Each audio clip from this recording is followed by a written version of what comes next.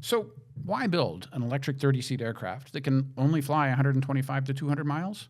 And then, why put two turboprops on it if it can fly its route all electric? Well, the answers to these questions are regional aviation economics and regulations, in that order. All good? Great. If you're not quite sold, stick around for the explanation.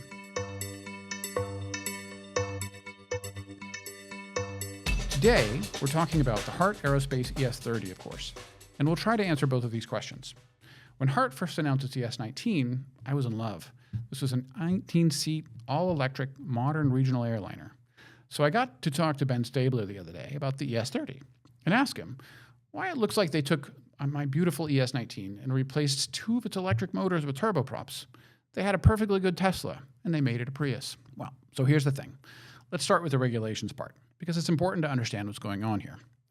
We're not going to deep dive through all of this territory, but a key concept is the idea of virtual flight rules, or VFR, and also instrument flight rules, or IFR. Basically, VFR is used in good weather, where pilots can navigate by sight.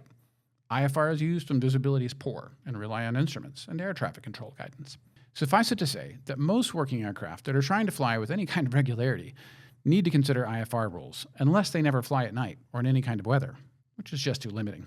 So as long as your pilot is instrument rated, and as long as your aircraft and airport have instrument landing system capabilities, in addition to altimeters and airspeed, vertical speed, heading, and all the usual instruments, then you can fly when it's cloudy, or you can fly at night.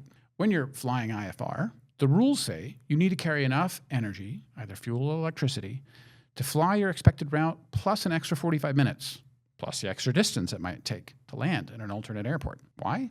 Well, because the airport you're aiming for might be closed, because there might be headwinds that eat up your energy faster than planned, because air traffic control might send you to an alternate airport. Okay, fine. So what's this got to do with adding two turboprops to our perfectly beautiful all-electric aircraft? Well, it turns out that you can add the extra capacity to handle these IFR reserves in a couple of different ways. On the surface, the simplest is maybe to add more batteries. This way starts to make you pretty crazy pretty quickly, however. Let's take the base case of 125 miles and add in what's needed for the reserve.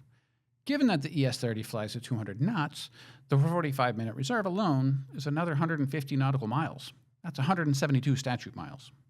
Now, let's add in another 50 nautical miles for alternate. Now, our 125-mile flight needs 350 miles to be able to get it done. So, how many batteries is that? This is now several tons of extra batteries to cover the reserve, and they take up more and more room. So the entire aircraft gets bigger, which means that those batteries don't take you as far, which means you need even more batteries. And while lithium-ion batteries are the coolest thing to happen in a long time, and they get cheaper and cheaper every year, they are not yet as good as jet fuel at storing energy per pound. So, Heart decided, fine, let's add two turboprops and a fuel tank. Our customers won't have to fill the fuel tank unless they want to fly beyond our electric-only range. They just need to put in enough to cover the reserve. So assuming that 99 times out of 100, they won't be redirected to another airport, they'll never have to turn on those turboprops. Turned out that all the extra weight and extra drag is still penciling out to be more efficient than the extra batteries would have been. They're not dead weight. In fact, they're a mass savings. So great. But why bother with an aircraft that can only go 125 miles in the first place? Well, because there are tons of routes out there that just aren't that far. And today, they're mostly served by cars and trains, or possibly jets. Sometimes larger jets burn a ton of fuel. An Airbus A350-1000 burns 6.9 tons per hour of kerosene, Jet A fuel, while climbing. So if it reaches cruising altitude in 15 to 20 minutes, it took it 1.7 to 2.3 tons of jet fuel just to get in the air. See, fuel-burning airliners are most cost-effective when they're flying longer-haul trips. The amount of fuel it costs to get the aircraft up to its cruising altitude is disproportionately large. Let's take a fictional route, but one the ES-30 might be called to do. Stavanger to Bergen in Norway. It's only 160 kilometers, Great Circle. Aircraft routinely do this flight in about 173 kilometers when you factor in navigation. Let's assume a Saab 340. A Dornier 328 would be similar economics. ATR 42 is a little worse, but we're trying to go apples to apples with the ES-30, and the ATR 42 carries, 42 people, so let's stick with the Saab. The Saab can do this route in 30 to 40 minutes. Let's call it 35. We'll assume a cruising altitude of around 15,000 feet, so we're just not going to be in the air long enough to warrant going up much higher than that. Let's assume that takes 8 minutes, and 27 minutes of cruise and descent afterward. The Saab burns 1,125 liters of fuel per hour at max power across both engines, 560 or so each.